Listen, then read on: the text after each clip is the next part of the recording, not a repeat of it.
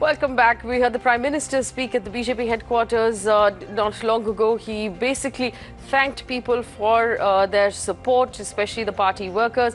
Talked about how basically that this is the first time that a Prime Minister, any Prime Minister in this country, has been given a full majority twice over. Really pro-incumbency. He made some very interesting statements about the opposition, about dynasty politics, about caste politics, about the way the country will be run in the future as well. In fact, Mandar is with us. Mandar, do we have Mandar? He was at that event and he'd be able to take us through the mood currently that you can see. This was the Prime Minister Amit Shah actually entering the BJP headquarters when they walked in. I suppose the body language really tells you the kind of victory this is. We were having this conversation about whether or not it ought to be graceful at this point. The magnitude of this victory, it doesn't call for any sort of grace in victory at all. No, I mean, look, I wouldn't go to the extent of using the word grace, because look, there is an oratorial style that everybody has. His is aggressive. Some may call it grace. The others may call it he's just direct. He doesn't beat around the bush. Vajpayee was more understated. He was also a great communicator and a great orator, but very understated. He would say the same thing, but would say it in a manner that didn't appear. Apparently, Naveen Patnaik is speaking right now. Could you just listen in? Move down, Sir, many, many congratulations to the Biju Janata Dal and your leadership. Astounding victory. What will be the credit and whom will you give it?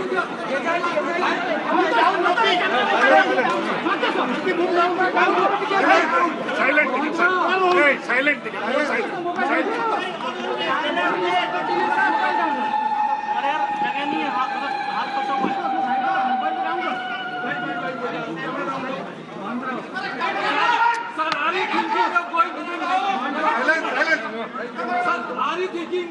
Silence!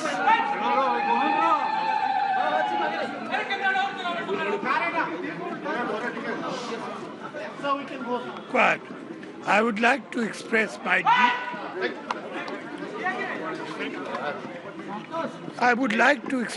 deep gratitude to the people of our state who have showered their blessings time and time again on the Biju Janata Dal. I would also like to thank the leaders and workers of the party who worked so hard for this election. And I want to thank particularly the women of Odisha who came out in large numbers to vote for us.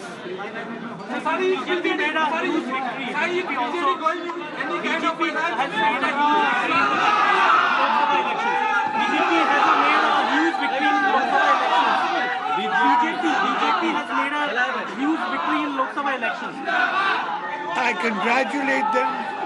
This morning, I rang up the Prime Minister to congratulate him. So, sir, will still be a deciding factor in the center? Will be a deciding factor in the center? Let us wait and see. Any kind of alliance at center, sir? Not at the moment. Sir, what should be the role of Biju Janata Dal in the national politics, sir? Will you maintain that equidistant? Let us wait and see. All right, so Naveen Patnaik speaking to the press not before he yelled out silence and got everybody to shut up, which was quite entertaining. But one of the things that was said by the Prime Minister while he was speaking and also referenced to by Amit Shah was the idea of caste-based politics and dynasty-based politics having been shown the door, and the fact that this victory is a referendum for the BJP style of politics. So we're actually going to take a closer look at what states would have otherwise voted caste-based and how they voted this time. And secondly, if there is in fact evidence to suggest that dynasty politics has been voted out. Aarti is standing by with information of this breakup of states and some of the key dynasty seats right now. Aarti is on the big screen. Aarti, what do you have for us? Well, Faye, you heard both Amit Shah and Narendra Modi talk about this. Narendra Modi, of course, saying that there is only one caste left, and that is poverty. But if you see the way, these large states have voted, which have traditionally been voting along caste lines, there is a narrative that is running through all of them. The fact that they have junked their traditional voting styles, voting preferences, and voted for Narendra Modi. Now, you saw a similar shift in voting patterns in 2014, and you might consider that to be an aberration. Once in a while that happens, but we're noticing the same trend again in 2019. And let's just take some states as an example of that. Now, Uttar Pradesh, for instance, the NDA has 61 seats and a 51.36% of the vote share. That has come from the Mahagathbandhan, which was supposed to be this big roadblock for the BJP, but they seem to have scaled that comfortably. And as you know, the Mahagathbandhan, their votes are the Jata votes and, of course, the OBC vote, the Yadav vote specifically. But for the BJP to have attained 51.36% of the votes, they have eaten through those votes, which essentially say that this was a vote for Narendra Modi. Now, let's even look at Bihar, where, caste patterns are so well entrenched in the voting system. Again, for the NDA, 39 seats and 55.81% of the votes. There was this Mahagathbandhan which was led by the Congress and the RJD in Bihar as well. And even they seem to have succumbed entirely to the Modi wave, where traditional voting patterns have not held up. Maharashtra, you had the Sena BJP alliance taking on the Congress and the NCP. Again, 41 seats, 52.3%, 39% of the votes. In these three states, the BJP and the NDA actually getting more than 50% of the vote share. And that tells you a story in itself. It's something that Amit Shah even referred to while he was speaking. Karnataka, very quickly, a largely bipolar state. There are caste-based divisions on the basis of Vokaligas and Lingayats, but again, that doesn't seem to have stopped the BJP from polling more than 50% of the votes. Rajasthan and Madhya Pradesh, very quickly, two states which saw the Congress come back to power, even though it was by a wafer-thin majority in the recently concluded assembly elections. Again, they have voted overwhelmingly for the BJP with 60.46%, and that just tells you the story of how the BJP has breached these decade-old caste-based voting patterns. Well, Aarti, of course, the other thing that we must look at is dynasty politics. Now, a lot of the members of the opposition parties lost seats today, and some of those losses were quite shocking. Jyotiraditya Scindia, for example, losing Guna and Amethi. Rahul Gandhi losing Amethi, Priya Dutt. There were some sharp losses there. Some big names that lost their Virasat ki seats today. Right, Faye, we're just going to take 6 examples to tell you the story really of how dynasts have come crumbling down. The most shocking, of course, is Rahul Gandhi. We're going to come to that in just a bit, but let's begin with Priya Dutt. This is Mumbai North Central. She was trailing by 1.27 lakh votes. Again, her father was a very popular Congress politician, and Priya Dutt herself has been in power for a very long time, but for the past 2 successive elections has been losing. Milind Deora, similar story. Father was a long-time congressman, but again, from Mumbai, he has lost as well. He's lost his seat. The third and the biggest story perhaps in this election, the biggest upset, is that of Rahul Gandhi. Now, 5 years ago, Priyanka Gandhi asked Smriti who, and today that Smriti who has actually beaten Rahul Gandhi, and he conceded defeat very graciously in that press conference earlier. So one of the biggest names and the first Gandhi to have ever lost an election after Indira Gandhi. So it's, that legacy is not something that he would have really wanted to live up to. But another big shock is Dimple Yadav. Now, Akhilesh Singh Yadav's wife was supposed to have won this seat comfortably. Kannauj has been a traditional SP seat, but once again, she was trailing by 19,000 votes, which is a huge margin to catch up on anyway.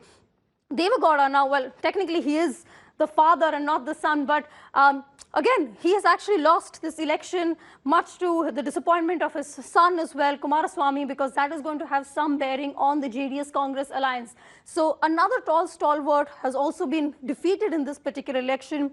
And last, and you mentioned this, Jyotiraditya Scindia. Now, Guna has been his long-time seat, and this loss is definitely going to be extremely alarming for him and the Congress party, but another big gun failed in this election. Thank you for all of that information. Quick round of questions for our guests at the... Yes, go ahead. So, there is also Dr. Misa Yadav, Lalu Prasad Yadav's eldest child, who is as of now trailing by 40,000 votes in Patliputra. In fact, interestingly, just to add to that, the RJD as of now is not leading in any of the seats in Bihar. And, people have been writing the political obituary of Lalu Prasad Yadav for the last 25 years. So it seems like it's finally happening. And I just also wanted to add one point around Mayawati, if that's Yes, fine. please. Okay. So basically, if you look at the vote shares, the BJP's got around 49.5% vote in UP, whereas the BSP's got 19.3% and the SP's got 18.1%. Now, but when it comes to seats, the BSP's won 11 seats, is leading in 11 seats, and the SP's leading in 5. So the point here is that if Mayawati had not aligned with Akhilesh Yadav, she wouldn't have won even one seat, like was the case last time around, where she sort of got 20% of the votes and 0 seats. So out of the alliance, Mayawati seems to have benefited much more than Akhilesh. So. Well, yes. One more I would like to add in this honorable list of defeat. Parth Pawar. Yes. Sharad Pawar's grandson, Yes. who has no knowledge of public life, but he was made to contest because he is Ajit Pawar's son, and he lost miserably. His Yes, and I remember grandnephew you got saying that he doesn't even reference speak Marathi. He's just... He can't speak Marathi also. Okay, this is completely But, pointless. I guess he was probably influenced by Mr. Patnaik, who cannot speak Odia either. But Although who's old but still a dynast of some sort, and he's not done too badly. Yes, but there are some dynasts who have survived. I mean, Kanimori, DMK, for example, Kanimori, in the yes. DMK. Jain Sinha, yes, Supriya 4.8 Sule lakh has votes. survived. No, yes, yes. this was the dynast outside the BJP we were discussing. Yes, Now and we can, of course. Yes, and yes, And dynasts within the BJP. I mean, in Rajasthan, Vasundhara Raje's son yes, was once again one, and Jain Sinha.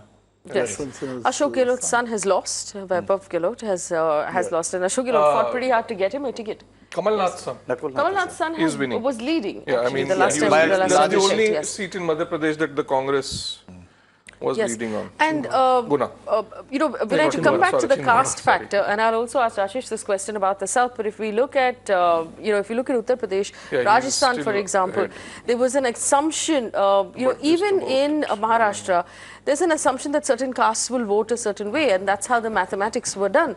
But this election has proven everybody wrong. People have abandoned caste politics. Do you think this is a referendum against caste politics, or is it a one-time thing because of Narendra Modi? Well, I think what has happened in Uttar Pradesh is in many ways a tectonic shift in the way we were looking at politics and looking at politics of caste, because in both UP and Bihar, for instance, we've simply used arithmetic to arrive at who's going to be in a pole position in a contest which is direct, and which is the reason why there was such a hype around the Mahagathbandhan. There is one very interesting data that our research team has picked up. In UP, if you take 10 constituencies as a bellwether example, which have 60% of their voters, which are either Muslims, Yadavs or Dalits, 60% plus, the BJP has actually defeated them in 5 of them. Now, even though the success rate is 50%, but the fact that these were unwinnable seats for BJP, most of the pollsters at the start said that these 10 seats, there is no question that we'll be able to win them. For instance, Azamgarh or Ghosi or Dumariaganj, Firozabad, Jaunpur, they were unwinnable for the BJP. Yes. That tells you that the force of a persona or a personality has overridden the caste factor in UP, and that's as big a change as you can imagine in a state like UP and perhaps even Bihar. Well, let me tell you that this is... Akhilesh. Akhilesh, right? yes. Sorry, so that's the 5, one of the 5 that they won. I mean, I'm giving examples of seats that are part of this, yes. So all India trends of, minority Dalit seats, Dalit dominated seats. Of 24 Dalit dominant seats, the NDA was leading in 14. The UPA 6 and the Mahagathbandhan 0. Of the 84 SC dominant seats, the NDA leading in 52, UPA in 11, Mahagathbandhan in 3. Of the 52 minority dominant seats, the NDA leading in 18, the UPA in 8, and the Mahagathbandhan So in what 16. is your definition of dominate?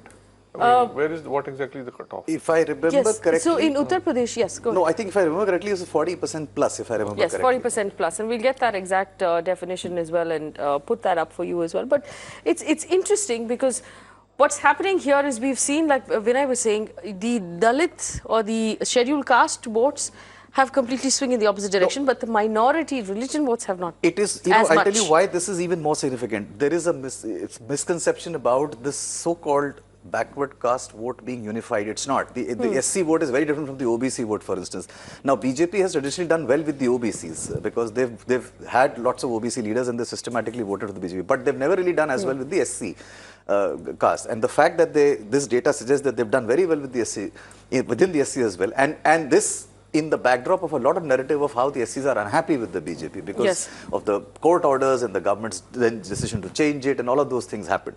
Some attacks against the Dalits as well, which one is I think, you know, this narrative thing, we'll all have to challenge now. We'll have to because challenge, it all comes out of Delhi English press. Yes. And then we all start believing in it, and then we start, you know, offering them as theories. Aren't you mostly Delhi English press? I'm not. Right? I mean, this is Clearly not. 1, 2, 3, 4. There's a defector already. I'm defected long back. But you know, we have Shama Mohammed and Vivek Reddy with us who've been here, and Qurban Ali is with us as well, and he'll stay for the next 1 hour. But let me ask Vivek Reddy this question: dynasty and caste politics, according to the BJP, according to the Prime Minister, Mr. Amit Shah, has been voted out or voted against by the general population. But I'm looking at the numbers. There isn't as much of a difference when it comes to minority seats. Is religion the new caste, Mr. Reddy? Wow. Well, I think, first of all, India is very deep-rooted in caste. So deep-rooted, Faye, that it even beats religion. I think religion, more than identification with religion, caste identification is more pronounced in India. Now we see that in this election, the persons who were in the caste, in the trenches of caste, and who used to build their populism, who used to build their politics on the basis of caste, and therefore build the dynasties also, using the caste, leveraging the caste. I think these political entities have been shown that where persons come and they build a national agenda, they build a sense of pride for the nation, and they have development as their objective, and they are more secure as leaders of the country. In such circumstances, people are willing to get out of caste and then vote for the party. Like you're aware, Faye, in Karnataka, you have Gaudas and Lingayats, and Mr. Deve Gowda's politics is mostly built on the Vakaliga vote base. But the Vakaligas themselves have this time shifted their allegiance to Mr. Modi. So where the merit compels people to move out of caste, well, I think they are willing to do so. Fair enough. But Vivek Reddy, if you're going to take concerned, Karnataka as an example, you also have the leader of your party, one of the leaders of the party in Karnataka, of the BJP, who made a statement saying, we don't give tickets to Muslims and Christians because they're Deshdrohis and we don't see them as part of our party. So what you've done effectively is replaced caste with religion. Isn't that true? No, I think Mr. Shahnawaz Hussain has been given a seat representing Bihar earlier. So this BJP never follows this, or minorities are never a taboo for BJP. Okay, so allow 1 second. Shama Mohammed of the Congress will respond to you, and then I'll bring in Qurban Ali. I think winnability is a ground. Winnability is a ground. But then that statement makes no sense, and you should have. But that's a pointless. Ask for discipline against that party member. But Shama Mohammed, go ahead. But the truth is, Shama Mohammed, Rahul Gandhi has lost Amethi. Jyotiraditya Scindia has lost Guna. We've had some of your biggest leaders lose the seats that their families have been running for a very, very long time. Is this a vote against dynasty politics? First, I want to congratulate Mr. Reddy on their victory at the Bharatiya Janata parties, and I think it's a great mandate for them, and I hope Prime Minister Modi leads the country in the right way. Thank you, Shama. Now, if you talk about dinners, then I was just looking at the dinners who won in the Bharatiya Janata Party. There is Poonam Mahajan, there is Anurag Thakur, there is Firoz Varun Gandhi. So I don't think these are all coming from that sort of families, if I'm not wrong. So it is not the vote against dinners. I think we were not able to take to the people the issues in the right way. The way they did it, I mean, I don't know how, because the jobs were issues. We had issues of job losses, we had issues of farmer distress, and we have been talking about these issues for a very, very long time. It's been on us, and we have run the campaign on that. We did not have a polarized campaign. We did not run on hatred. We did not do a divisive thing. So yes, we need to introspect and see why it has not gone to the lowest strata of society, and what is the reason that the Bharatiya Janata Party has won today with all these important issues and demonetization, the GST which was implemented wrongly. So yes, there are a lot of introspection, I think brutal introspection into what happened, and also why it happened this way. Yes, maybe we were not able to fight the money power they had and the propaganda machinery and all those things which was there, but but anyway, congrats to them, and they have won today. So I think that's about it. We need to do a brutal as has been pointed out by people in the past, this is exactly what the Congress said in 2014, that we didn't have the money power, we didn't have the ability to fight the BJP. One would have hoped that in 5 years there would be some learning for you, but Qurban Ali you disagreed with Vivek Reddy, Mr. Ali, on the caste and religion point of view. Go ahead. Yes. Actually, both Mr. Amit Shah, BJP President, and Prime Minister claimed today that we have annihilated the caste in this election, but they have not said that they have annihilated the religion in this election. And just to prove them wrong, I can prove that in Uttar Pradesh they were having alliance with Apna Dal, which is primarily a Kurmi party, and in Bihar they were having alliances with many caste-based parties, including JDU. So they cannot claim that they were not doing a caste equation, or what it used to be called as social engineering of Govindacharya in early 90s. So it is wrong to say on the part of Amit Shah and Prime Minister Narendra Modi that they have not used caste. They have effectively used caste, and with the mixture of communalism, they use all these Dalits and OBCs to take them into their kitty. So, I mean, there is a saying in India that you can change your religion, but you cannot change your caste. So, they are not talking about religion because it was somewhere in the background, but certainly it was an election fully polarized on communal lines, especially in UP. All right. In fact, I have to take a very, very quick break here, but I will come back immediately after this. There's an interesting conversation to be had about Narendra Modi and this entire election being mounted on his shoulders, and what kind of Prime Minister he's going to be in his second term. On the other side, don't go anywhere.